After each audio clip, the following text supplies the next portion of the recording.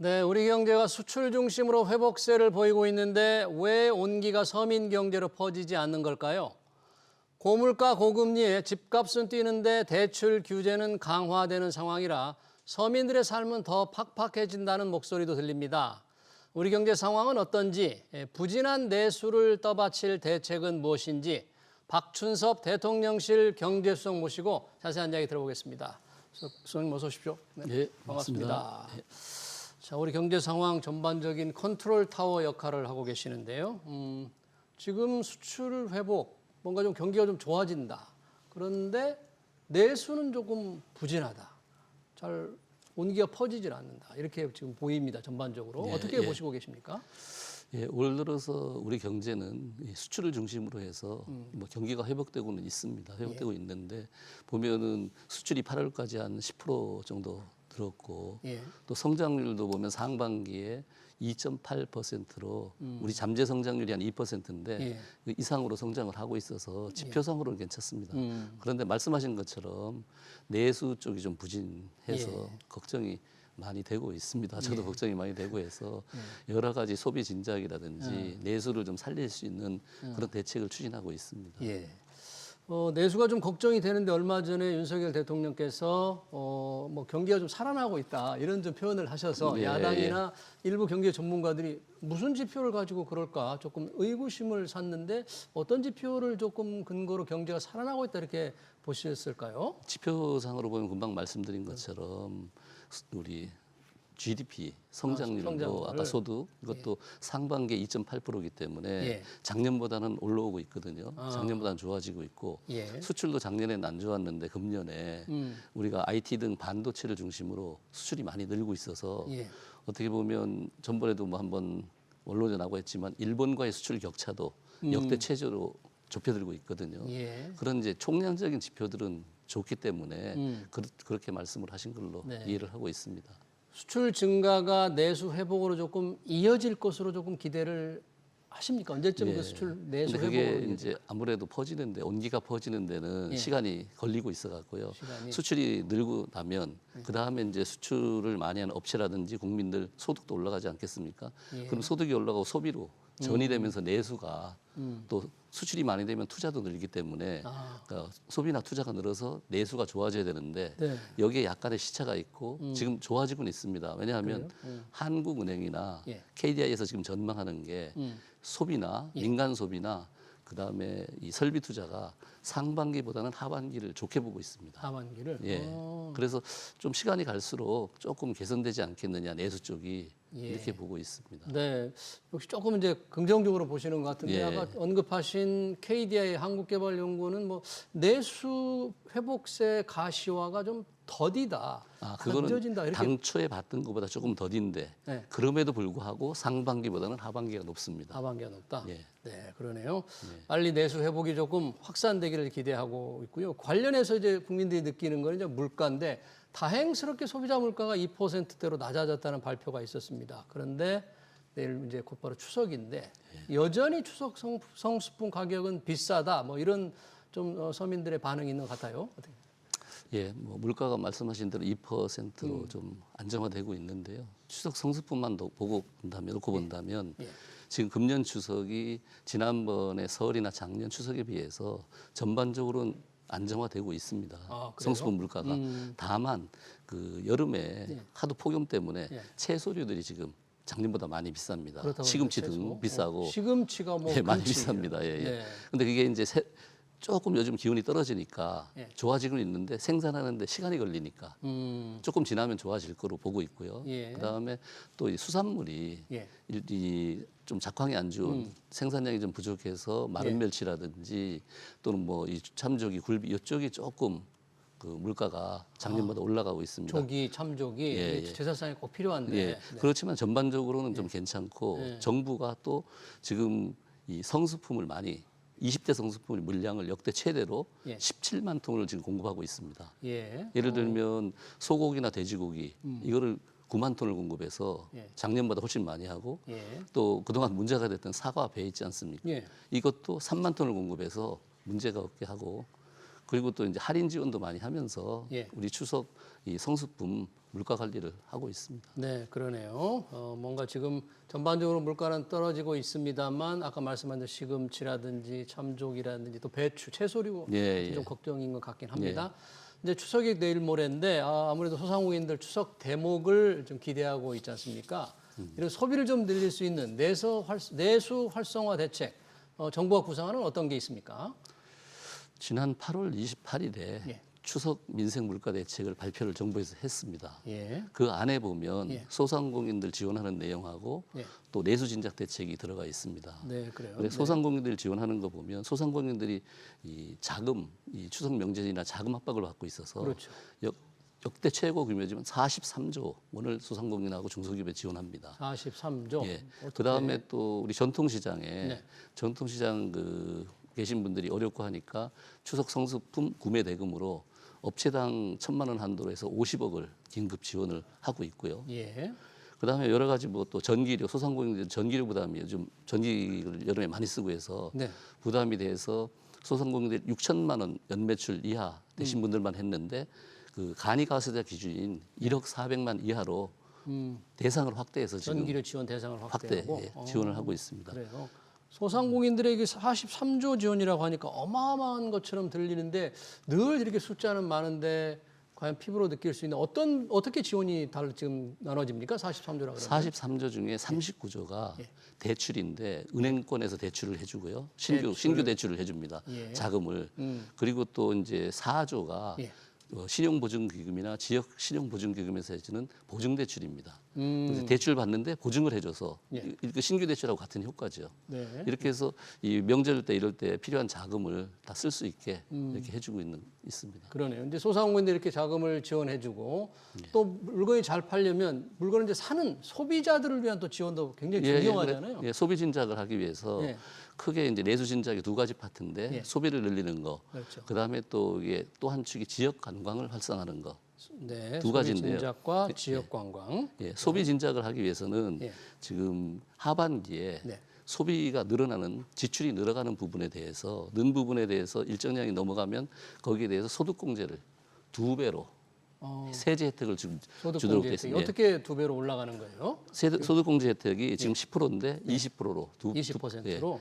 예, 그다음에 또 전통시장에서 예. 특히 소상공인들이 어려움을 겪으시는 전통시장에서 네. 지출을 할 경우에는 이것도 역시 2배인데 현재 40%입니다. 40%를 80%로 2배로 올려줍니다. 굉장히 굉장히 혜택을 예. 확 넓히고요. 예, 예. 네. 그리고 이제 또 해드리는 게 그 온누리 상품권. 온누리 상품권. 이거를 굉장히 많이 공급을 해서 예. 실제로 우리 소상공인들께 도움을 드리도록 하고 내수가 좋아지도록 하고 있습니다. 네. 온누리 상품권 뭐 할인해서 쓸 수 있는 거죠? 어떻게 예, 발행하나요? 지금 현재는 1인당 한도도 150만 원인데 200만 원을 올리고 200만 원. 할인율을 예. 지금 10% 그러니까 모바일 상품권이나 카드형은 10%인데 예. 15% 늘리고 15%로. 예, 예.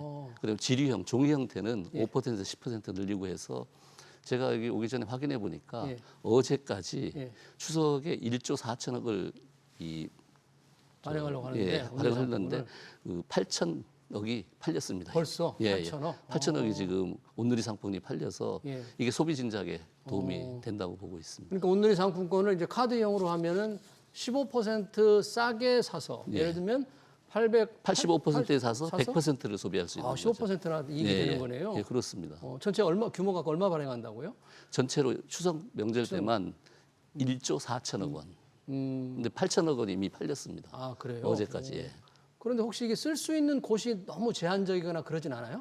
그 제한된 부분이 있어서 이번에 뭐 작년까지는 얼마 전까지는 44식구시 제한되고 있었는데 네. 이번에 28에서 12군데를 풀었습니다. 예를 들면 뭐 우리 노래방이라든지 병의원이라든지 뭐 학원이라든지 이런 쪽을 다 풀어줘서 쓸 수 있는 곳도 넓어졌습니다. 그러네요. 예. 네, 뭐 온누리 상품권이 정말 아주 뭐 귀한 몸이 될 것 같은데요. 그렇게 인기가 좋으면. 예, 지금 인기가 많이 있습니다. 예. 실제로. 온누리 상품권 하니까 생각나는 게 왜 지금 지역 사랑 상품권 있잖아요. 예, 지역 화폐. 예. 지역 화폐법에서 이제 민주당에서 예. 지역 화폐법, 지역 화폐를 좀 활성화하는 법을 입법하겠다. 예. 정부의 지원을 조금 넣어야 되겠다. 예. 예. 그 법을 이제 당론으로 지금 추진하는 것 같은데 결국 뭐 그런 걸 조금 지역 경제 활성화에 도움이 된다고 보십니까? 아니면 그 법에 대해서는 어떻게 보고 계십니까?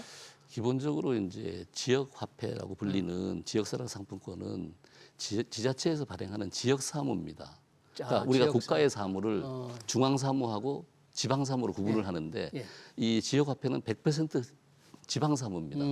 따라서 지방에서 화폐를 발행하고 네. 또 지방자치단체가 지원도 하고 재정적으로 해야 되는 거지 예. 중앙 정부가 할 일은 아닙니다. 아, 그리고 그런 차원이 하나 있고 예. 그 다음에 입법권으로 우리가 3권이 분립돼 있는데 네. 입법권으로 행정부의 일을 강제하는 거거든요. 이건 상법 분립 정신에도 위배되는 그런 사항이라서 정부에서는 좀 받기가 네. 어렵고 뭐 소비 촉진은 금방 말씀드린 것처럼 우리가 이 온누리 상품권으로 온누리 상품 많이 하고 있거든요. 많이 하고 있으니까 온누리 상품도 쓰이는 데는 다 지방이지 않습니까? 예. 전국이 흩어져서 다 전국에 지방에 쓰이는 있으니까. 거니까 이 소비 진작은 온누리 상품권을 통해서 충분히 뭐 가능하다고 보고 있습니다. 소비 진작에서 이제 저희가 지역 화폐법을 얘기했으니까 민주당에서 늘 주장하는 게 25만 원 전 국민 25만 원 지원입니다. 네. 윤석열 대통령이 거부권을 행사를 한번 했지만 이걸 다시 추진하겠다는 게 방침이고 오늘 이재명 대표가 말하기를 전 국민이 아니다. 선별 지원이라도 해보자. 그리고 똑같이 25만 원이 아니라 차등으로라도 하다. 선별 차등이라도 하는데 왜 이걸 못 받겠다는 거냐? 이렇게 이재명 대표가 얘기하는데 선별 차등 지원하면 조금 뭐 신축적으로 받을 생각 없습니까?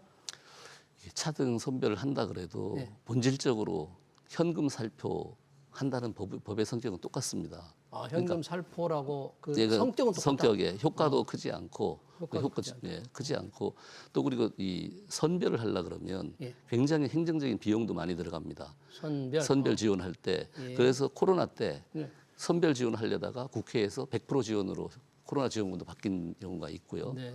하여튼 그런 차원에서 이 보면 정부에서는 그 현금 살포고 예. 무분별하게 되기 때문에 정부에서는 어려운 계층에 한정해서 특정해서 집중 지원하는 방식을 취하고 있습니다. 예를 들면 우리 기초생보자분들 어렵지 않습니까? 예. 이분들에 대해서 4인 가구 기준으로 생계급여를 내년 예산에서도 12만 원 늘립니다. 네. 그리고 금년 예산에서 21만 원 이미 늘렸고 네. 그래서 3년간 42만 원을 늘려가고 있습니다. 네. 지난 정부 5년간 늘린 게 20만 원이거든요. 그러니까 이런 형태로 어려운 계층에 대해 쓰고 또 우리 내년 예산에서 또 해드리는 게 뭐냐 하면 배달료.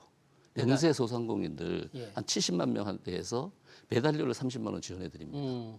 너무 요즘 배달료도 올라가고 하기 때문에 그리고 좀 뭐 우리 소상공인 대책 같은 것도 하면서 예. 어려운 분들에 대해서 집중적으로 선별을 하더라도 저쪽 야당에서 얘기하는 거는 선별 기준이라는 게 뭐 소득 계층의 70% 80% 이런 네, 뭐 선별인데 그런 거죠. 예. 우리 정부가 하는 건 그게 아니고 특정 타겟팅을 해서 정말 어려운 분들한테 집중 지원해서 효과를 크게 해드리겠다 이런 내용입니다.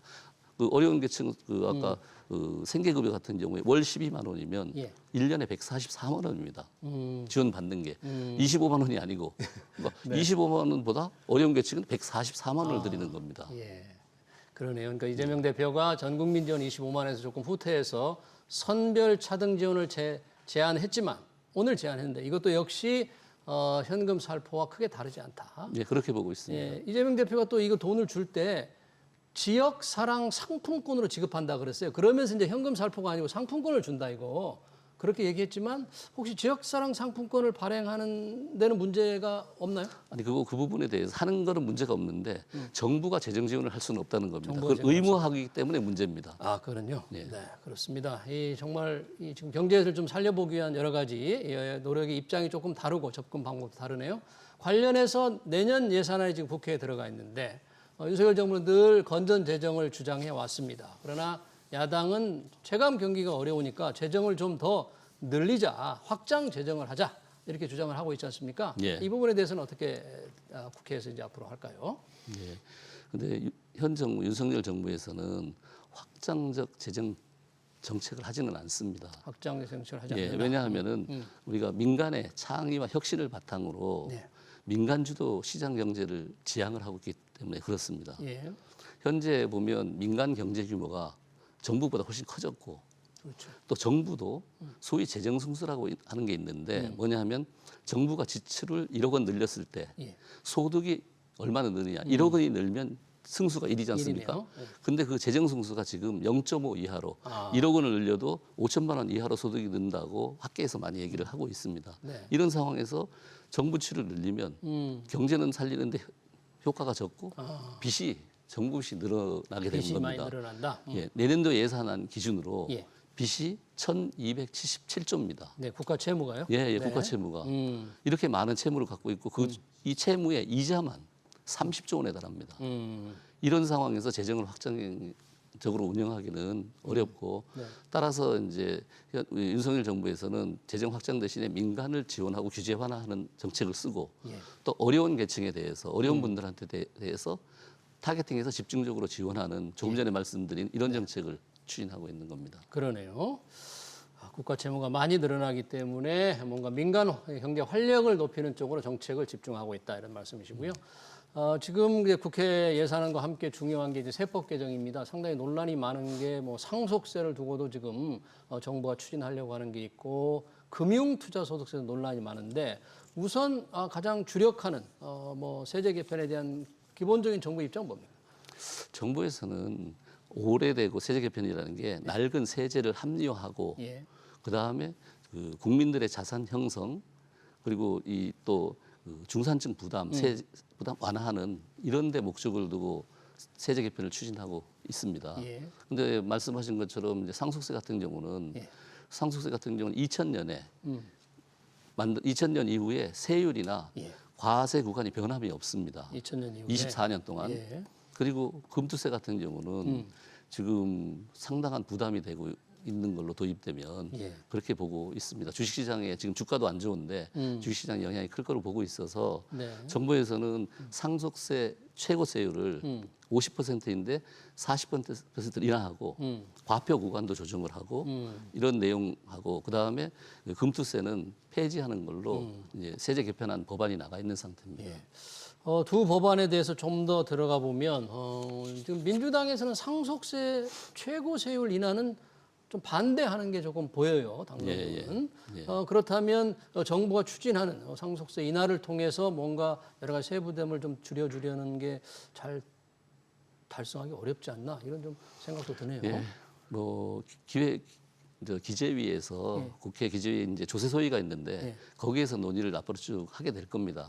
하게 되지만은 정부가 볼 때는 이 상속세라는 게 세계 실질적으로 최고 수준입니다.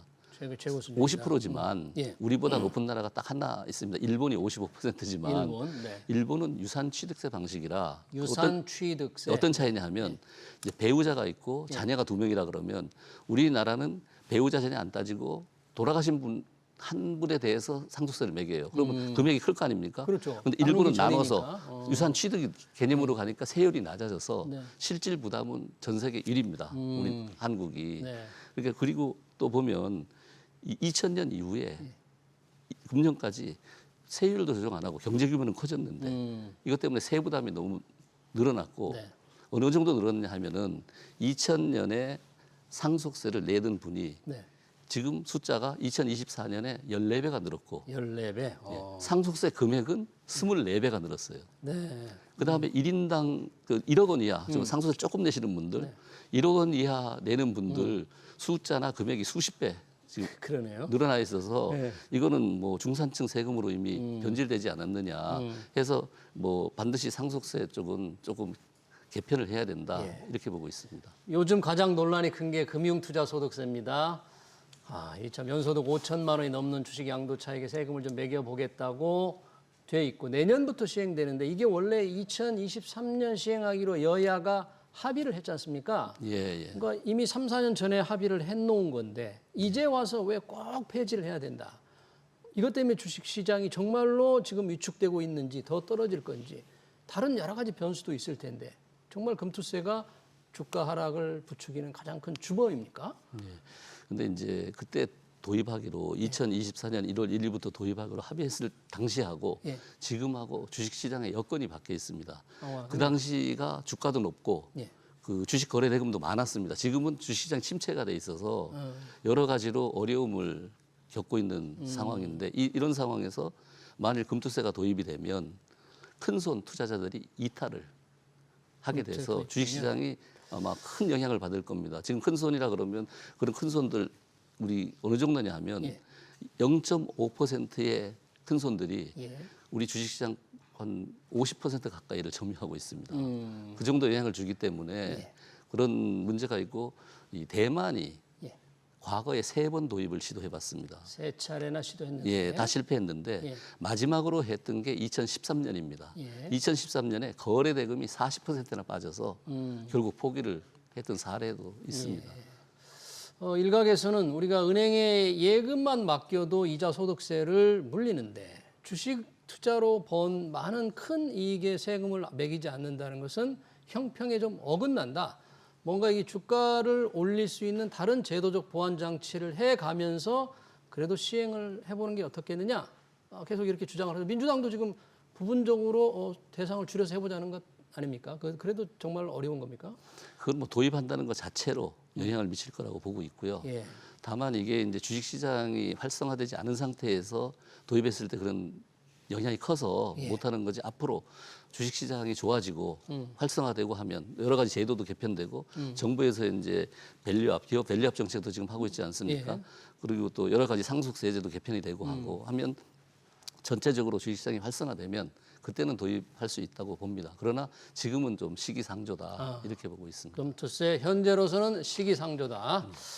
우리 경제 상황, 경제 정책, 부동산 문제까지 좀 말씀을 좀 나누고 싶었습니다만 시간 관계상 여기서 좀 마쳐야 될 것 같네요. 네, 귀한 시간 감사합니다. 지금까지 박춘석 대통령실 경제수석 비서관이었습니다. 고맙습니다. 네, 감사합니다.